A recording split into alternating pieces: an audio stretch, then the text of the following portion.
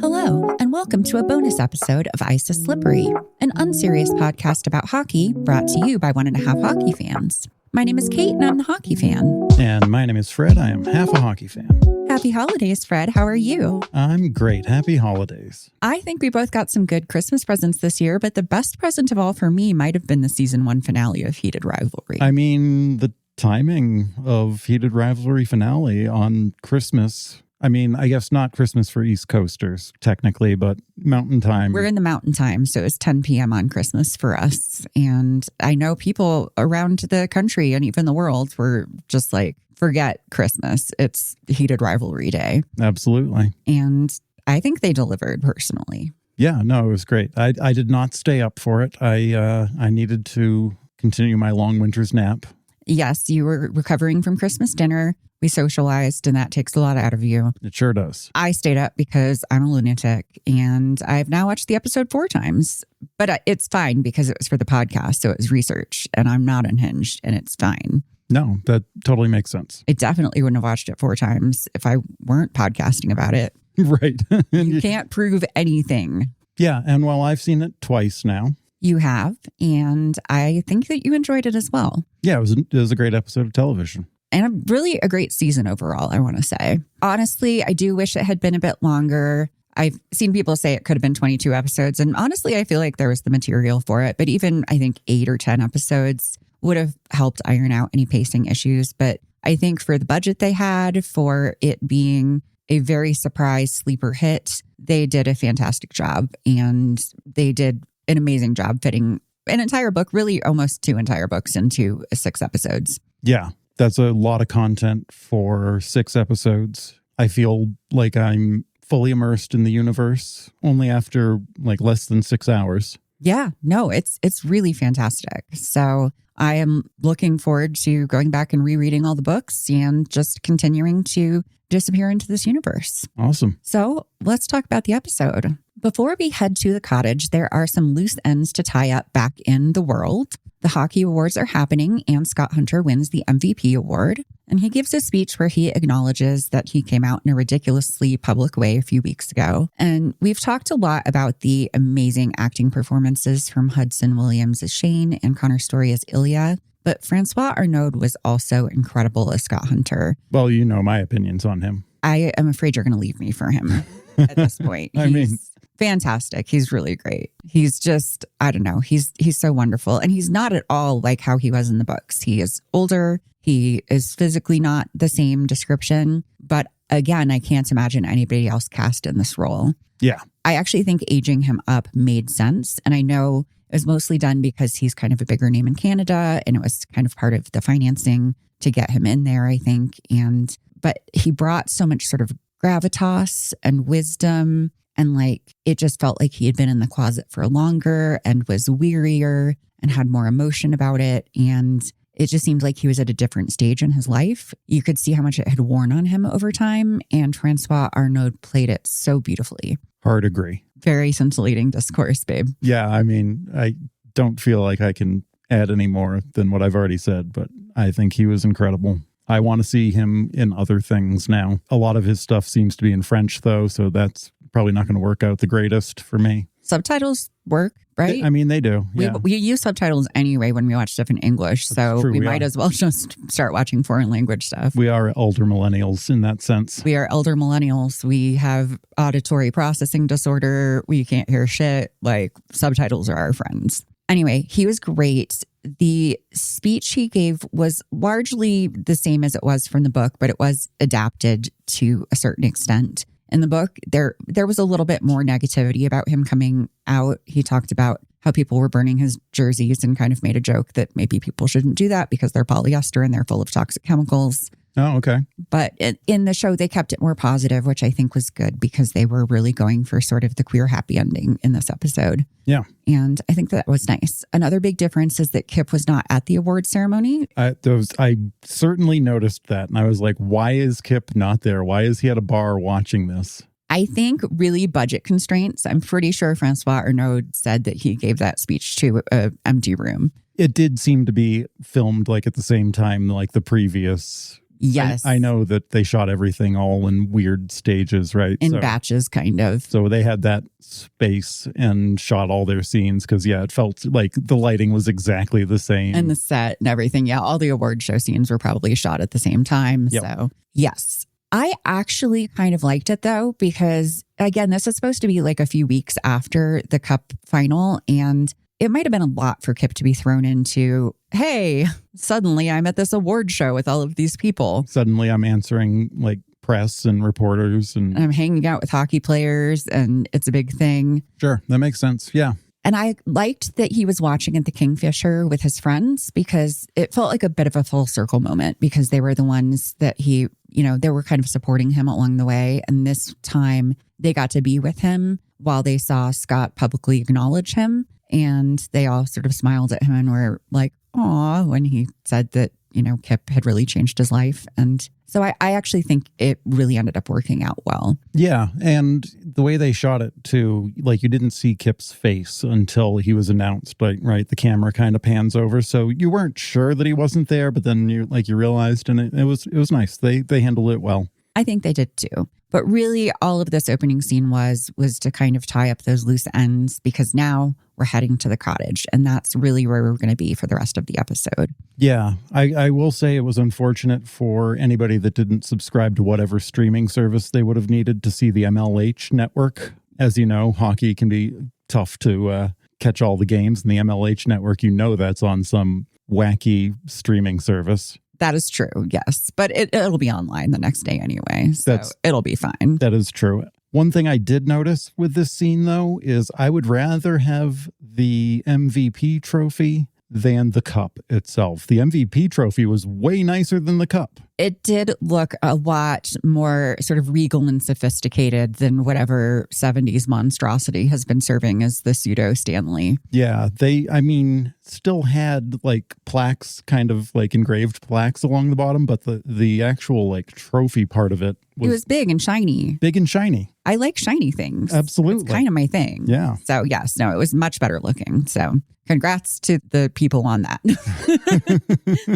So before we get into the meat of the episode, I thought I would refresh us just a little bit on the timeline of, sort of the series in general. You generally have to do with me. It's true. The timeline in general has been confusing for people. Yeah, for sure. So Ilya and Shane first met in December of 2008 at the World Juniors. They next saw each other at the draft in June of 2009, and they shared a moment in the hotel gym. In July of 2010, they did a photo shoot together that Ilya engineered, and they hooked up for the first time. And this was the summer before their rookie year. They then proceeded to hook up for 7 more years, and that takes us to now, July of 2017. So it's been like 7 years exactly of them having this clandestine relationship with all of its ups and downs. And Shane is parked in his car outside of the Ottawa airport waiting to pick up Ilya. This is a big step for them. Yeah, for sure. It's huge. And it's so secret spy movie kind of deal. Ilya looked a little suspect coming off that plane in like his black shirt with no sleeves. And I don't know how you don't notice those arms. He did not check his guns. Yes, he did not have a license for those guns. It's true. Yeah. So he gets in the car and immediately starts negging the car because that's Ilya's love language, is making fun of Shane and his boring choices. And Shane's like, what? This is a practical car. Right. There's snow here. And in the books, Ilya has an extensive collection of very fancy, flashy cars. So, right. Of course, he's going to make fun of Shane's very practical wheels. He's like, no, it's British. It's very fancy. Right.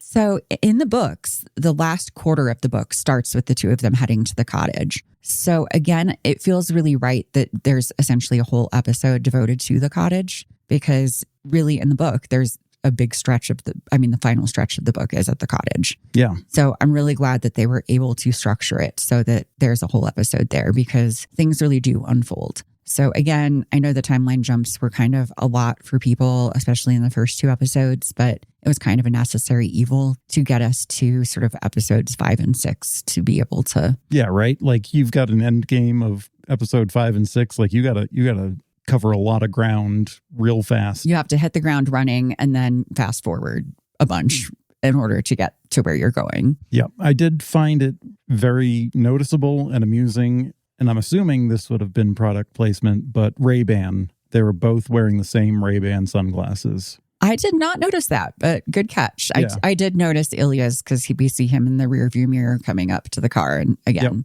it's just arms and sunglasses. And somehow Shane's wearing the same exact ones. They're soulmates. What can I say? Absolutely.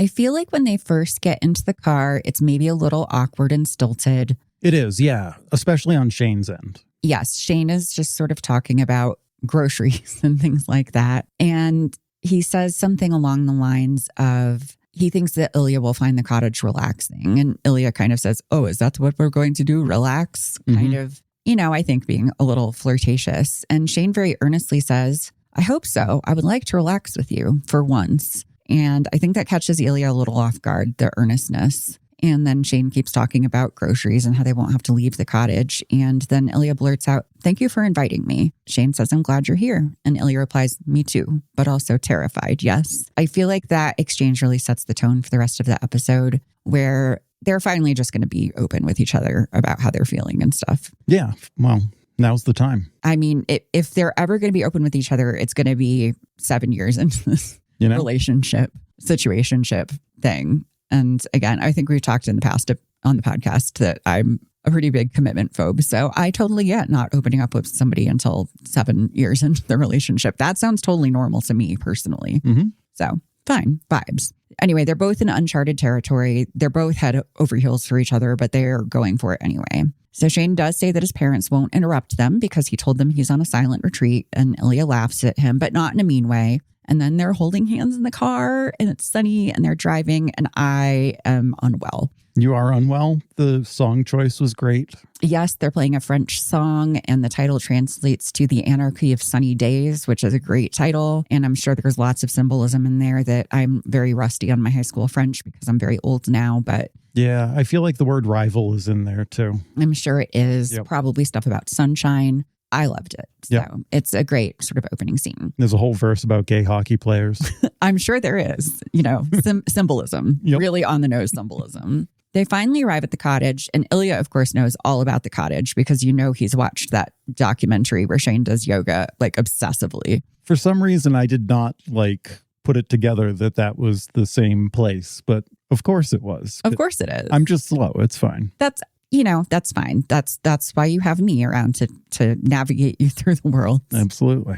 Shane tries to sort of be a good host, but Ilya just kind of wants to skip right to the making out, which understandable. Which is usually what they do anyway. It usually is what they do anyway. They discover when they're making out on the couch that Shane hasn't hooked up with anybody since the last time they were together, which is probably pretty standard for him. But Ilya reveals that he has not hooked up with anybody else either. So that's been since April. So from April to July, which from Ilya Rozanov is a declaration of love, pretty much. No, for real, that's an eon. And Shane, who is pretty, not the most expressive guy in the world, I mean, just kind of beams when that happens. There was a giddy look on his face when he was like, wow, really? Cool. Yeah, he was like, wait, for real? For real? For real? And Ilya's like, okay, let's not make a big deal about it. Put your hand down my pants. Yeah. Which also understandable. But Shane says, hey, while we're here for the next 2 weeks, let's just try to be open and honest with each other about what we're thinking and feeling. And Ilya says, I'll try. Now please touch my dick. Yeah. Which is, again, very much on brand for their level of banter. Yeah. I do like how Shane tried to pass that off as a thought that he had randomly, but you could you would have been thinking about that for weeks, about just being like, how do I bring that up? I'm going to say this. I just want it to be like this, right? It's his version of the tuna melt scene where Ilya made it all seem very casual, but he meticulously planned the 2 portions for tuna melts and having the ginger ale on hand. Shane did say he stocked up on Coke for Ilya, which was a nice little touch too. No Pepsi for Ilya. No way. No Pepsi for anyone. Coke is superior, and I stand by that. Shane tries to set Ilya up in a guest room, but Ilya wants an ensuite bathroom. That was so funny. Again, I feel like he knows that from the documentary. Yep. He's like, I want a room with a king bed. And he's like, all the rooms have king beds. I want a room with a view. All the rooms have views. I want one with an ensuite. He's like, well, only my room has an ensuite. And Shane's like, yes, that's my evil plan. Now I can sleep in your room with you. And they go in and they have a really cute flirty moment. And Shane's like, no, I'm just the bellboy. Yeah, that was super cute. It was really cute. It was just nice to see them have fun and, again, relaxing together, which they have never gotten to do before. I don't know, it's great. It's just really nice to see them. One thing we did miss out on from the book. So we've talked that in the book, there was a sex apartment because Shane was so paranoid about them being seen together that he bought a whole ass building for them to hook up in. Yeah, that's normal behavior. Yeah, super normal behavior. So in the book, Ilya is like, I have waited years to have you in your own bed. And Shane's like, years? Wow. Yeah, it's like a big sort of romantic declaration. So we do sort of miss out on that because we don't have the whole sex apartment thing. Again, I get it, budget, time constraints and everything, but I just thought I would give you that little bit of context about it because, yeah, Ilya's like, I'm finally in a house that he owns and lives in, and we're about to bone in his bed. And this is super, super romantic, guys. And I love that for him. So it's really nice. There's been some talk about Shane being on the autism spectrum. That wasn't something Rachel Reed explicitly wrote into the book, but when Hudson Williams read the book and the script, he was like, oh, Shane's hella autistic, right?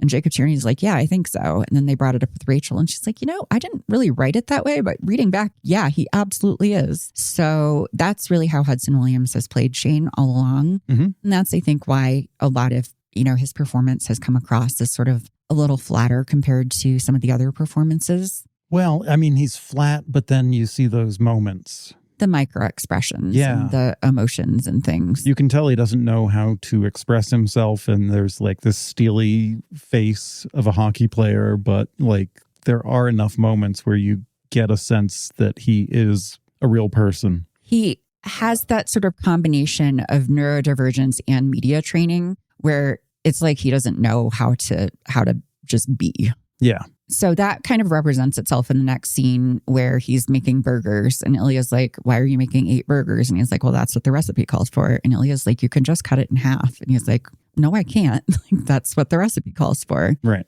And we're just a household full of neurodivergent people here. So very relatable. Like I have definitely made way too much food because that's what the recipe calls for. And why would I not make the recipe as it's written? Yeah, for sure. So, makes sense to me.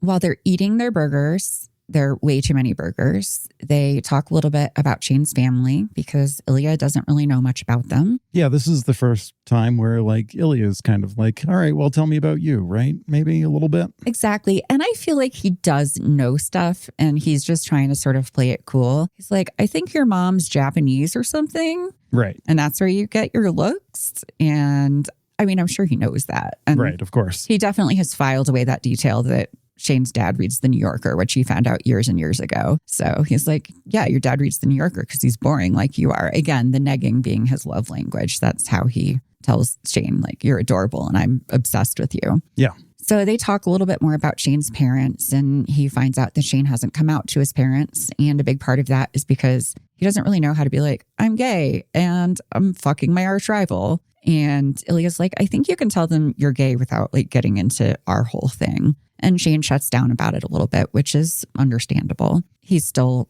it's very recent that he's even come to terms with being gay. Right. He just kind of has decided that. Yeah, or acknowledged that within, this year. So it's still pretty new to him. Later that night, they're sitting out by the fire. And this is one of my favorite scenes. Oh, before we get there, I wanted to make a note of something that I noticed. Yes, please. Which doesn't happen very often. But while they're eating burgers, they're both drinking ginger ale. Ilya's not drinking a Coke. That's so cute. They are. At first, I thought I was like, oh, are they having beer? I'm like, oh no, of course it's ginger ale. Oh, it's both ginger ales. That's really cute. Yep. I love that. Yeah, no, this whole episode is really Ilya meeting Shane where he's at on his territory. And that does become very clear in the next scene. So they're out by the fire. And for a lot of the show, Ilya's very much been in comfortable territory for him. They've been in clubs. They've been in Vegas. They've been, places where Ilya feels very comfortable. His own house.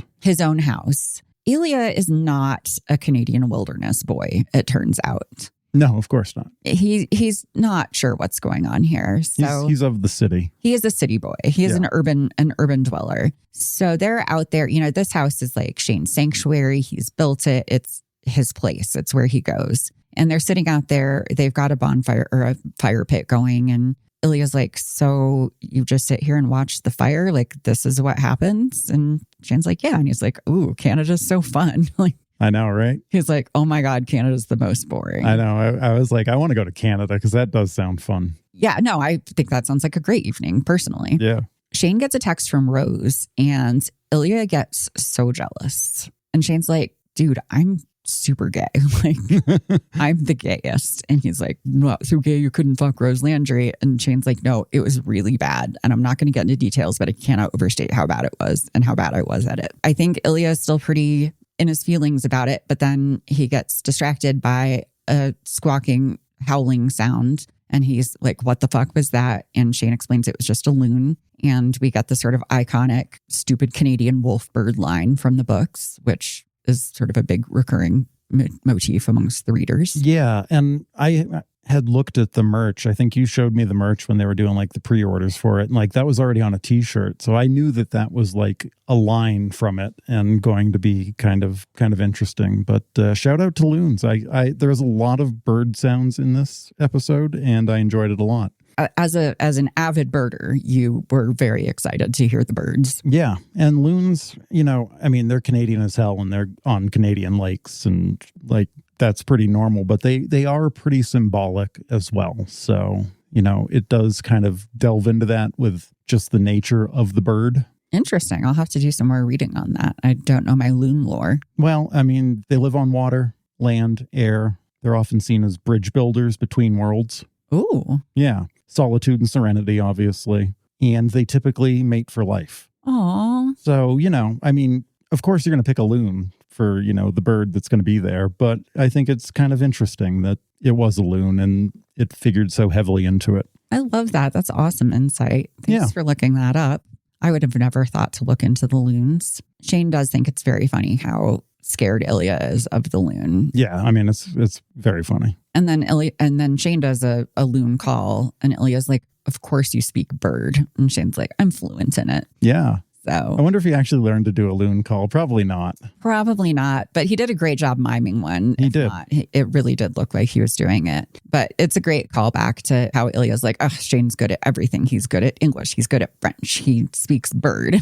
Right. He's just very pouty and it's very fun. Later, they are still on the couch by the fire and Ilya's laying down with his head in Shane's lap and he talks more about his mom. We learn that his mom died by suicide when Ilya was 12 and he found her. You really start to see why Ilya has so many walls up and why he's so guarded. Well, yeah, especially like 12. Like that's not like I'm a young kid when that's happening. And that's like fully aware of what's going on. You're still young enough that you really need your mom, but you're old enough to sort of comprehend what's going on. It's a very formative age. Yeah. And, you know, he was old enough to know that a big part of it was sort of her relationship with his dad was a big stressor for her. And it sounded like she was the only one in his family who really understood him and was on his side. I feel like he's really been alone since then, you know, even though his dad and his brother were still alive, they weren't really his family in the way that she was. And Shane just listens and pets his hair and they just stay out there and keep looking at the fire.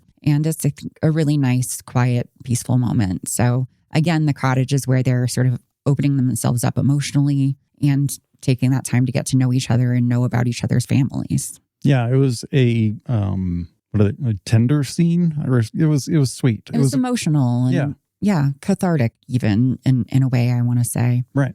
They wake up together in the morning and Ilya says, I like you. And Shane says, I like you too. And it's just a really simple and beautiful moment. I liked that. It was just a very quick scene, but it felt like a normal couple. It did. And, you know, I feel like that was, you know, their first morning in the cabin. And so probably the first time they've ever spent the night together since Shane bailed after the tuna melt situation. So, you know, they're just making strides. It's really nice just to see. And again, I'm so glad they get the whole episode to do this so it can just really unfold at this nice casual pace. The episode, as I've said to you while we were watching it, it's a very quiet, cozy episode, right? There's not a lot going on, but there didn't need to be a lot going on. And it really does kind of lean into that relaxation, like away from it all, just getting to know each other, being themselves. Cozy is such a good word for it. It just feels like they finally have time to breathe and they never have had that time to just be together and just breathe together. Yeah. And no, it's really great. They also have some lighthearted moments. Later, they sit on the couch and they play video games. Ilya is like, I'm going to be Montreal. And Shane's like miffed about it. And then he says that he'll be Boston. And then Ilya is like, I'm on the cover of the game, and holds it up next to his face, which is really funny. Right. It was like the EA NHL game, right? Where every release, they pick someone from the NHL to be on it. Exactly. Or multiple people. If they're all brothers or whatever. Or if they're Trevor Zegras and Sarah Nurse. Yeah. So, yeah, no, it was funny and cute. Then we get a scene that is a bit controversial amongst sort of book readers and I think some viewers, where Hayden calls and Ilya ends up giving Shane a blowjob while Hayden's on the phone. That's pretty much how it goes down. That's pretty much how it goes down, so to speak.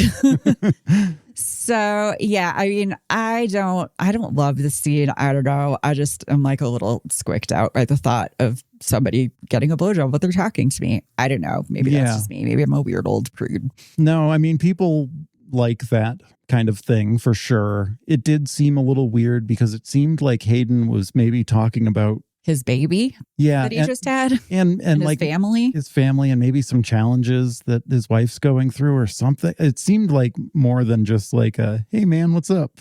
Yeah, I don't know. It's not a scene I loved from the book, and it's one where I'm like, if we're leaving things out of the show, I feel like that's one we could have left out. It does, though, lead into a conversation where afterwards Shane's like, why was that so hot? And Ilya's like, well, because you like being bad. And Shane says, hey, that's not what this is. Like, that's not what we are. Like, maybe at first a little bit, but not now and not for a long time. A lot of people do think that's a very important conversation. And so I do get that, including it from that standpoint. I just wonder if there was a different way to get there. Probably could have handled it differently, but I don't know. I also don't think I necessarily loved the scene just because it was kind of awkward and a little weird. It was so fast. Like, well, it's been 8 years. Shane, I hope, has a little more stamina at this point. Well, he said he doesn't. Yeah, but that was the first day. I presume they've been boning nonstop for like 2 days now. Well, that's because it was so hot for him. I guess so. I don't know. Anyway, but that's not my business.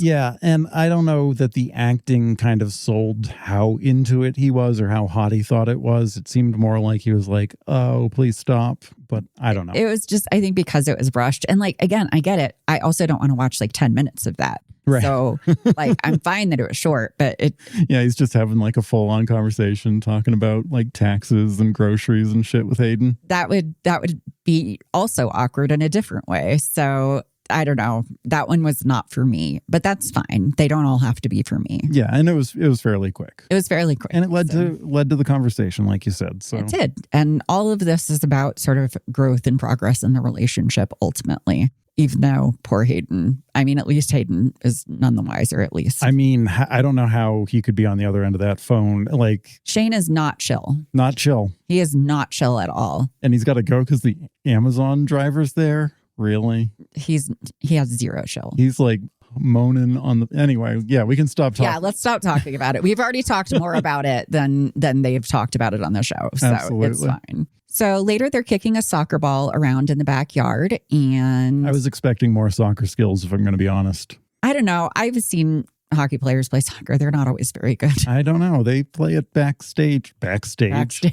You know. You can tell Fred is half a hockey fan. He is not very sportsy, guys. No, they play it before games, you know, in a circle and who can keep the ball up the longest kind of thing. Well, there's also like 10 of them then. True. But anyway. This is just the two of them. Anyway, they're kicking the soccer ball around the yard, and Ilya brings up the fact that he is a free agent and he might be interested in leaving Boston and maybe signing with the Canadian team because he doesn't want to be a Russian citizen anymore. Like he wants to let go of his Russian passport and get citizenship. And presumably he thinks Canadian citizenship would be better than American citizenship, which hard agree as an American. Yeah. I was wondering, is it easier for like a Russian to get Canadian citizenship than it is American or something? I feel like it might be, especially around that time. Yeah. And for hockey players. Yeah. I feel like that is something that they maybe went into in the book a little bit, or maybe not. I don't know. Later that night, he brings up the possibility of marrying Svetlana for citizenship, although that would then be American citizenship and not Canadian citizenship.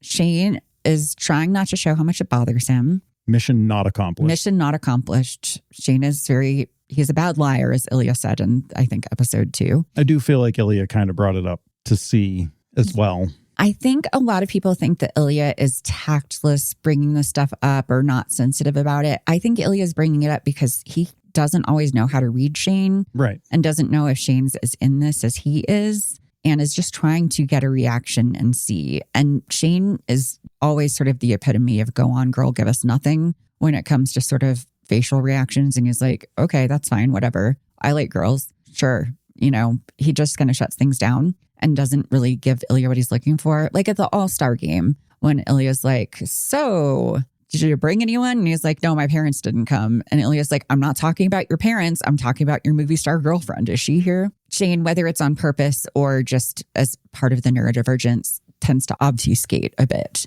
Shane doesn't understand why Ilya would marry Svetlana for convenience when he could actually fall in love with a woman and marry her and get citizenship that way. And Ilya's basically like, hey, dummy, hot women are constantly throwing themselves at me. However, I'm kind of obsessed with you, and kind of lays it out there. Like, he's like, there's constantly women throwing themselves at me. And Shane's like, gee, sounds real tough for you. And he's like, but I cannot stop thinking about this hockey player with beautiful freckles and a weak backhand. Slow hockey player. A slow hockey player. In the book, it's a short hockey player. But I think because the actors are similar heights in the show, they changed it a bit. Yeah. And then Shane says, don't marry Svetlana. And that's like the first time we really see him being like, no, like. He's like, no, absolutely not. Yep. My wet eyes are telling you no. Yes. Again, Hudson Williams, his tear ducts need all of the awards. He's got very moist eyeballs. I don't know what he's got his eyes can do things on demand. Yeah, he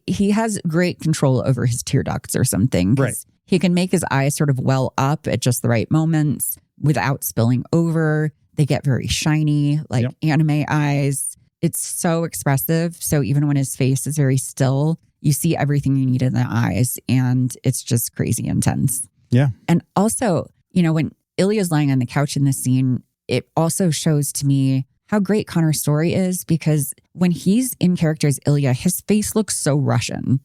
Like he holds his face differently when he's in character. He does, from like the interviews we've seen, where he's just like a golden retriever and happy-go-lucky and smiley. Like he's a sensitive art boy. He is. And then when he's Ilya, like that jaw is chiseled and his face is more angular and his whole face changes. Yeah. It's pretty wild. So I don't know. They're just both really great actors, and I really like that about them. They were also playing footsie on the couch. They were both opposite ends of the couch, and their feet were touching, and it was very cute. Yeah. So later that night, Ilya's asleep in bed, but Shane is awake, sitting up, thinking in the dark, and he wakes up Ilya to tell him his brilliant plan. Ilya should sign with Ottawa. They need a star center, and they have the salary cap to afford him. This is where Shane's obsessive hockey knowledge is coming in clutch. Yeah, see? Real hockey talk right there. Yeah, no, I was like, no, this totally makes sense. As somebody who is an obsessive hockey fan, I'm like, yes, these are the things that you would need to consider. Like,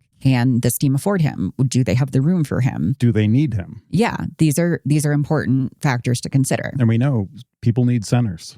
Centers are a big deal. You know, it wouldn't make sense for Ilya to come to Montreal because Shane's a top line center. Right. So they wouldn't need to bring Ilya in because he's a top line center.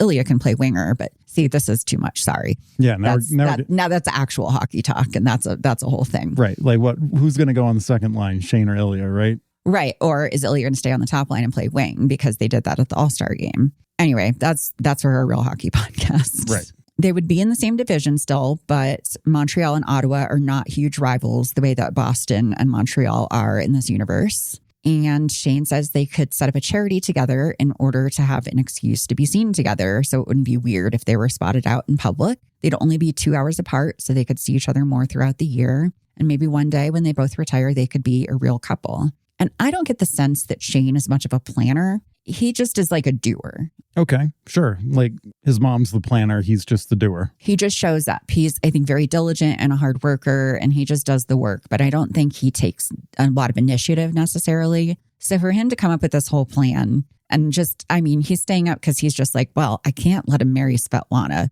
Let's plan out the next several years of our lives. And then he can't even wait till morning. He's got to wake Ilya up in the middle of the night to talk about it. So that's a big gesture for him, I think. That is, yeah.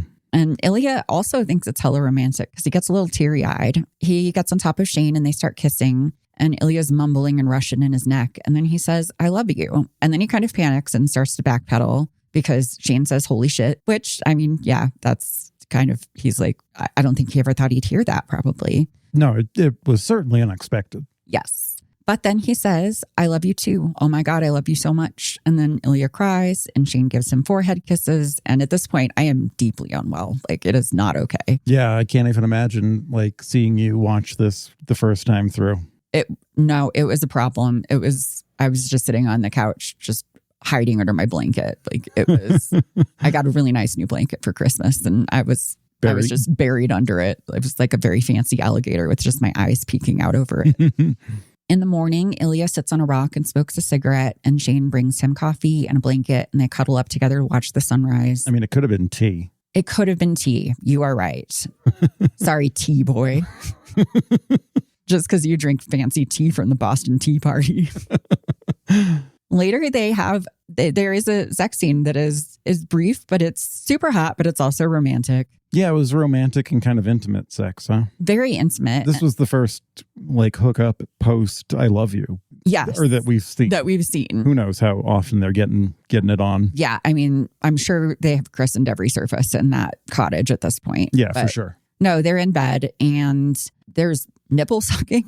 There is nipple sucking. I was just like, hello. But they're also like, how did we let this happen? Like, this was not supposed to be this. And they're like, we were very stupid. But they're just like, okay, I guess we're in love. Like, this is a thing now. Yeah. And it's really sweet. And, you know, they have their super hot sex and then they're cuddling. And then Shane talks about using their future charity to raise funds for mental health issues like suicide prevention in honor of Ilya's mom. And Ilya says, she would have loved you like I love you. And then there are more forehead kisses. Yeah. And I realized at that point that I'm not going to survive this episode. Like, you won't survive it. I did say during our second watch, like, I hope she wouldn't have loved him quite exactly the way Ilya loves him, but I was also just trying to hide from the feelings. Yes. There's a lot of feelings. There are so many feelings happening. Yeah. And even on my fourth rewatch, I was still having the feelings. Yeah, it's hard not to. It's hard not to. And again, it's because of all of the groundwork laid in the earlier episodes that you're able to just sit in this sort of long, quiet episode with just these two actors and just watch them be disgustingly in love for so many minutes. Yeah, right. Like this episode without all that would be like a pretty boring, flat kind of episode of television. But because you've seen all of their trials and tribulations, yeah, you just get to enjoy it and just be in the moment with them. And you're just like, oh, this is the payoff. This is them after all of those years of the angst and the ups and downs. This is them just letting their guards down and being, again, like emotionally naked in front of each other. Yeah, it's a big exhale for them. But I think also for like fans of the show, just getting to enjoy like, yay, here we are, deep breath. Let's just sit back and enjoy. Yeah, no, it's really beautiful. And again, so much of this is from the book and it just unfolds so much the way I would want it to. It's just beautiful. It's just beautiful to see it. So later they're being goofy in the lake together and Ilya's doing handstands and he demands a kiss. And they talk about how the phone's been ringing all morning, which is foreshadowing. I did not pick that up the first time, but obviously the second time you told me. So I did pick it up then. I did tell you, in fact. So they head back to the cottage and they're talking about having some lunch and they do some kissing and light groping. And then they turn around to discover that Shane's dad is in the kitchen. Like, what the fuck? The way the camera pans over, like I felt like I was all of a sudden in like a horror movie. I'm sure for Shane, it did feel like he was in a horror movie. He was definitely having a panic attack. He was multiple times. There are many panic attacks upcoming. Shane's dad is in the kitchen. He just kind of takes off. Just grabs his cell phone charger and gets out of Dodge. Gets in his Volvo or Subaru and heads off. And just speeds away. In the book, Shane does freak out a little bit, but it's a pretty quick freak out before they go over and talk to his parents. In the show, they did stretch it out a little bit more and really let Shane sort of go through all of the emotions and the feelings. And Ilya was just really great and supportive with him. He was like immediately there for him. He's like, no, buddy, this is cool. Don't worry. I'm here. Yeah, Shane says, this is my fucking nightmare. And Ilya says, maybe it's time to wake up. And he's just very supportive. He's there. He's not overbearing about it. He's not really touching Shane until Shane comes towards him. And Shane, to his credit, isn't pushing him away or lashing out or anything. Shane goes in for a hug and they're kind of holding each other. Ilya at one point sort of breaks the tension by saying maybe he didn't notice, which, yes, he did in fact notice you grabbing his son's ass against the glass. That is something he for sure saw. He definitely saw it. They decide that Shane needs to go and talk to his parents, and Ilya offers to come with him, and Shane pretty gratefully accepts. And then Shane falls to his knees, and I'm like, this is a weird time for a blowjob. But it turns out he's just going to hold on to Ilya's legs. Well, I'm glad I wasn't the only one thinking that, because I was like, oh, this is awkward.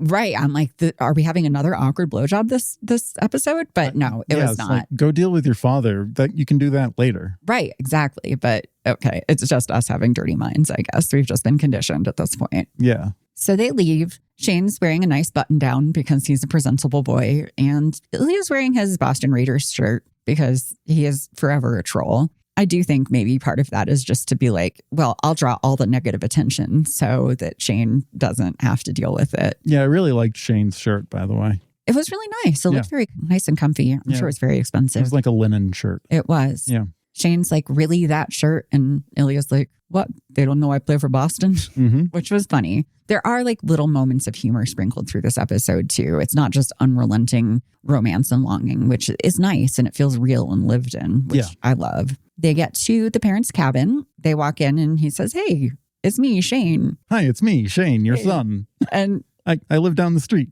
Right. And it's like, oh, sweetie, they know who you are. Yeah. But also maybe he's like, Dad, this is how you go into a house and introduce yourself so people know that you're there. So Shane tells his parents he's gay and says he was going to tell his parents soon. He introduces Ilya and tries to explain their relationship, which they still haven't defined. Ilya says they're lovers and puts his hand on Shane's shoulder. And Shane's like, no, Ilya, that's gross. Which is another one of those funny moments. It is. Like, no, that's not. No, nobody, Shane's right. Nobody should use that word ever again. I have never liked that word. It's a weird word to use. And lovers. It's uncomfortable. No, you can never be comfortable saying lovers. Yes, this is Ilya. We're lovers. No, that's gross.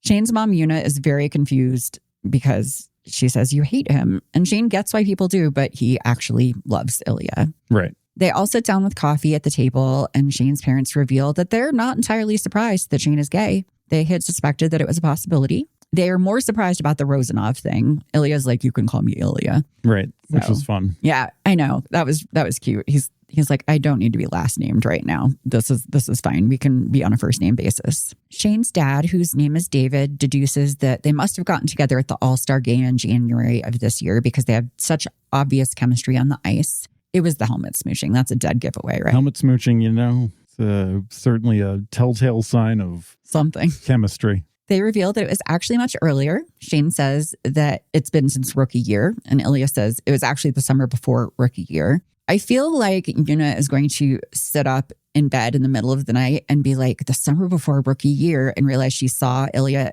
in the elevator going up towards Shane's room. Oh, you think so? I don't know. It would be funny. That'd be a great bonus scene. Right. Yeah. Because she really did encounter him on the way to the first real hookup. So yeah, that is kind of entertaining. I did enjoy the way the parents reacted too, because they were confused just because it was like, oh, there's a whole new side of our person that we didn't know. But they weren't like rejecting that, or it was just kind of shocking more than anything. And again, they had suspected about his sexuality. I get the feeling they're just kind of repressed people emotionally. Yeah, they seem like because they could have brought it up like, hey, maybe are you interested in guys at any point if they suspected it, but they did not. And yeah, and the way they said they suspected it too is kind of wishy-washy. Like we thought that maybe possibly that could have been a thing, but it's not anything that we necessarily talked about, but we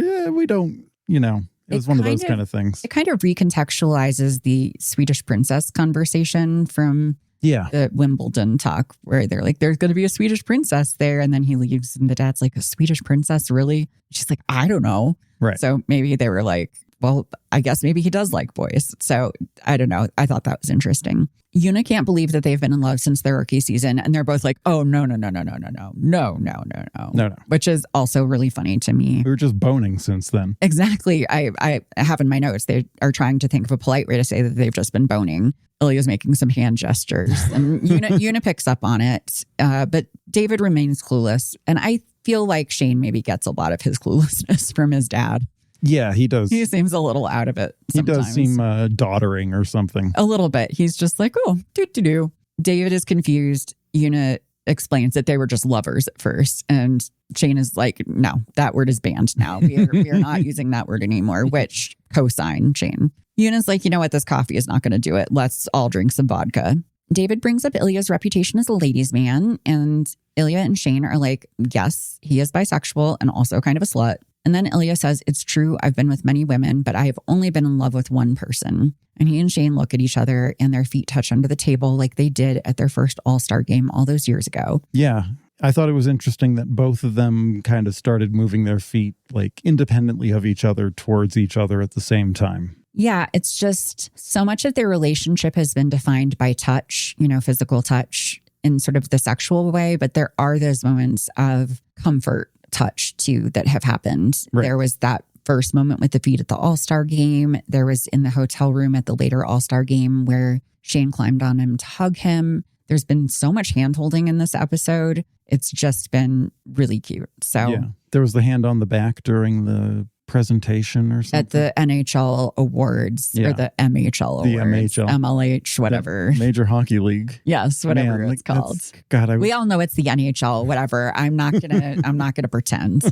Yuna abruptly gets up and leaves the table. We see her, she's standing outside, she's crying. And Shane comes out and is bringing her a sweater and helps her put it on because he's a very dutiful son. And you see her basically trying to hide the tears and just muscle through it. And again, you kind of see where Shane gets his stoicism from because his mom is just like a tough lady and doesn't want to show any feelings. This is one of the few scenes that just straight up didn't come from the book at all. This was a complete add-in. They didn't have a one-on-one scene like this in the book. So Shane tells his mom that he really tried not to be gay, but he just can't help it. And she makes him look at her and tells him that he has nothing to apologize for. And she's the one who's sorry for making him feel like he couldn't tell her. And she says she's so, so proud of him. And she asks for forgiveness, which he gives her. And they have a hug and they cry. Hudson Williams, again, with the teary acting and one beautiful, perfect tear rolling down his cheek at the exact perfect moment. Right? How do you do that? I don't know. He's a master of the tear ducts.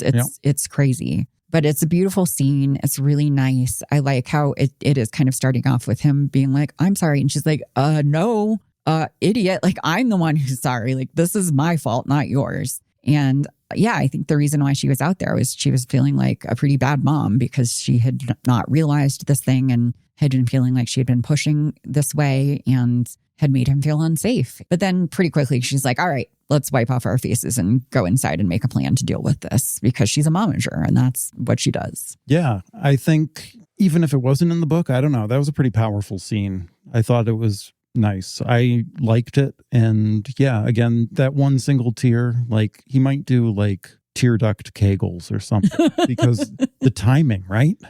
It was fantastic. I don't know how he does it, but yeah, I don't know. I really liked that scene. I don't know how necessary it was, but I still really liked it. I think it was very necessary because it takes the storyline of Shane being upset about lying to his parents and feeling like he's the one who did something wrong and turns into the parent taking accountability for her part in it. Yeah. And I liked that a lot.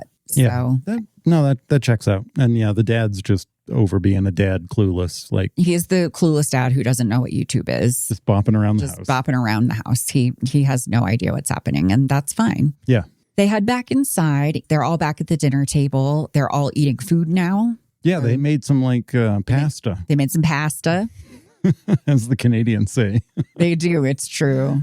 The Canadians and Leon Draisaitl. They're eating pasta. They're drinking wine. Yuna is planning for an emergency statement in case anything leaks. She's talking about how to approach their premium sponsors to get them on board with having a gay hockey player. And Shane's like, whoa, let's take some steps back. I'm not coming out or anything. Let's just eat some meatballs here. Meanwhile, Ilya in the background is heaping spoonfuls of Parmesan cheese on his pasta. Like he puts a huge spoonful on and then kind of looks around and then puts another spoonful on. Oh, I didn't see this. So he's the guy that just doesn't say stop at the Olive Garden when they're putting cheese on the pasta. He's the guy who just becomes a big pile of cheese under the grater of cheese. That's amazing.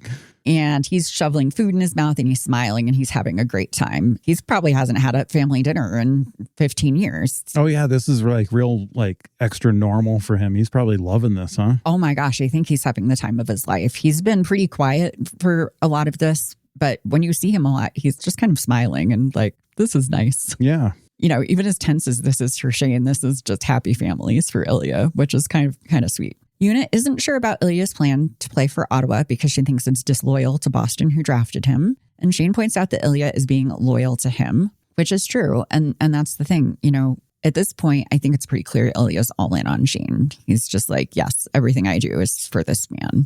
I think it's pretty evident that they're going to pursue their situation. Right, because the parents kind of say, so is this the plan? Are you just going to stay a secret forever? And Shane says, probably, I don't know. And Ilya says, probably yes. So he's a lot more clear and definitive about this is it. This is the plan. This is happening. They talk a little bit about Scott Hunter, which there were some differences in the book with how it went. And there was a conversation with him and Ilya where it happened in the Scott and Kit book, and which was before the Ilya and Shane book. And Scott kind of got a feeling from the talk that they had that maybe Ilya had some sexuality stuff going on. Gotcha. So I'm glad that they referenced that a little bit, even though that scene didn't happen in the show for reasons. Shane has a little bit of a panic attack, and his parents, I think, kind of don't really know what to do. But Ilya talks him down and says, hey, it's fine. Your family's here. Your boyfriend's here. And Shane's like, boyfriend? My boyfriend?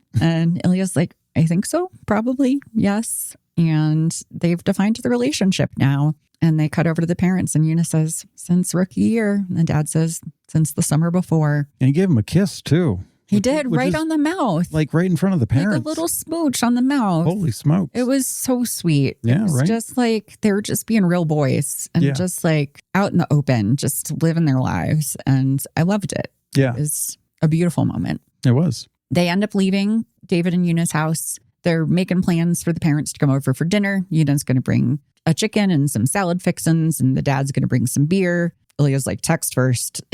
Yeah, right. They're like, no, we're going to go do sex a lot again. Yes. Now that this is all out. And Una's like, well, we'll just be there around 5. And the dad's like, no, we will text first. Pay attention to your phones. Absolutely. He's like, I do not want to see that again. Yep. I am scarred. Not because of the gay thing, but because it's my son. Yeah. So it's very cute. And then they get in the car and they just kind of look at each other and smile. And then we hear music come on and they literally drive off into the sunset. And that is the end of season 1 of Heated Rivalry. Driving off into the sunset. What a happy ending. It really is. And they're, you know, holding hands and squeezing each other's necks and faces and talking. And you can't hear any of it because there's music going. But it's just really beautiful. I don't know. I mean, it is a happy ending. I would say more than that, it is actually maybe more of a hopeful ending for me. Sure.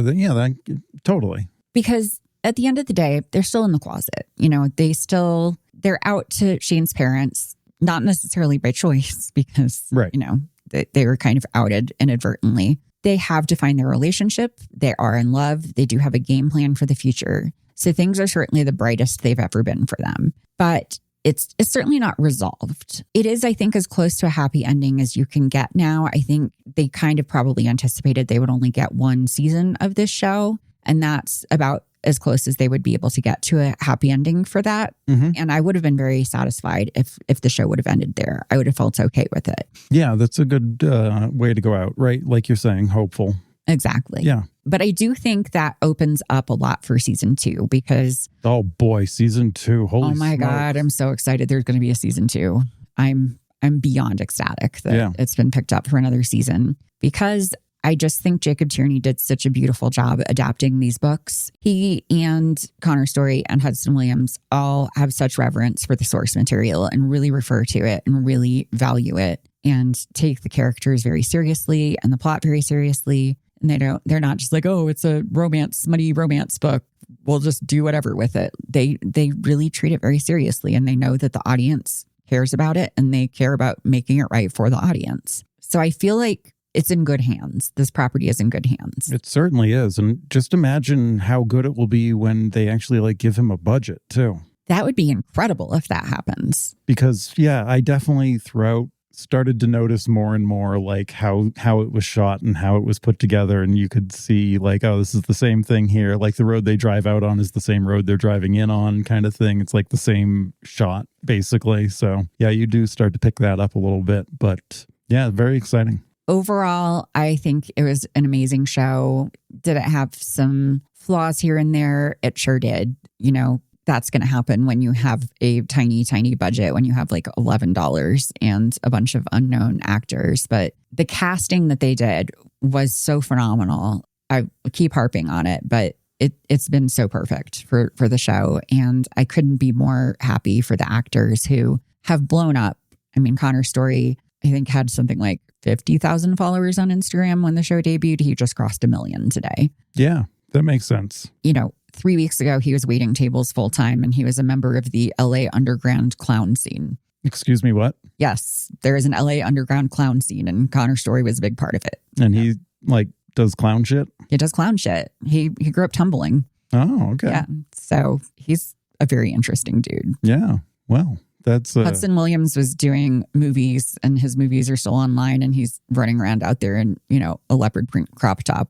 And it's fantastic. They're just both interesting, quirky, fun dudes, and they seem like really good people. And I'm excited to see where their careers go. I think that there's no doubt that their careers will be going somewhere. I think it's very true. I think it's great that they support each other off camera the way that Shane and Ilya do on camera. You know, yeah, for sure. They have such a connection, and it's beautiful. I love the way the show has been embraced by people you wouldn't think would embrace it. There are multiple hockey podcasts. You know, we're a hockey podcast, but we're kind of a niche hockey podcast. We're definitely niche. I am a middle-aged lady who is not straight. You are my straight husband. We have a hockey podcast. I'm the hockey fan. You're not so much of a hockey fan. We do talk about hockey. I'm pretty knowledgeable about it. You're more knowledgeable than you used to be. I know some stuff. You do know some stuff. You're definitely pretty good with it. But we're very silly too. We don't take ourselves seriously, and we don't take hockey very seriously either. No, I can't take sports seriously. No, that's just not fun to do that. It's literally a game. It is, yes. And we play games on the podcast, and we talk about weird relationships that players have with each other. We say weird things about real life hockey player people. We do. So we don't take it seriously. But even mainstream hockey men, you know, straight guys with podcasts who have actual hockey people on their podcasts. And have like hockey credentials.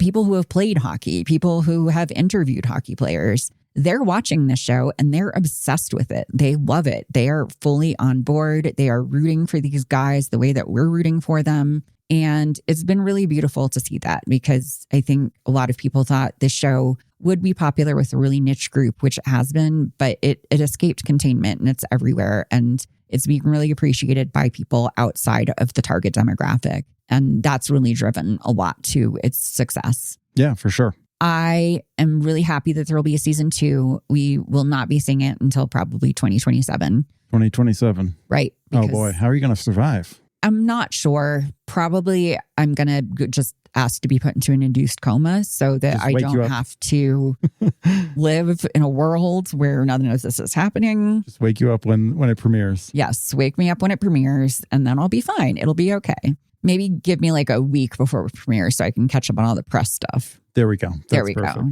And yeah, maybe shake off any cobwebs. All right. Well, I'm going to get some people on the line. All right. Thanks. I appreciate it. That's very supportive of you. No, I will be rereading the books, probably reading a lot of fan fiction and just absorbing myself in the universe. But it's great. I can't wait to see what season 2 brings. I'm not going to even speculate on it. I'm just going to let myself be completely surprised, because I was about this. I didn't think about what it might look like, and it was better than anything I could have imagined. Well, I agree. I expected nothing, knew nothing other than you liked the books and thought it was going to be amazing and you were super pumped. And I walked away having seen good television, which is rare for me. You are not a big TV watcher. I struggle to make it through plenty of excellent Emmy Award-winning television that I actually like and think's real good. Right. So... But this was very watchable. It was, and 6 episodes is good for me too. That is a good amount. Yeah, I don't need 22 episodes. That's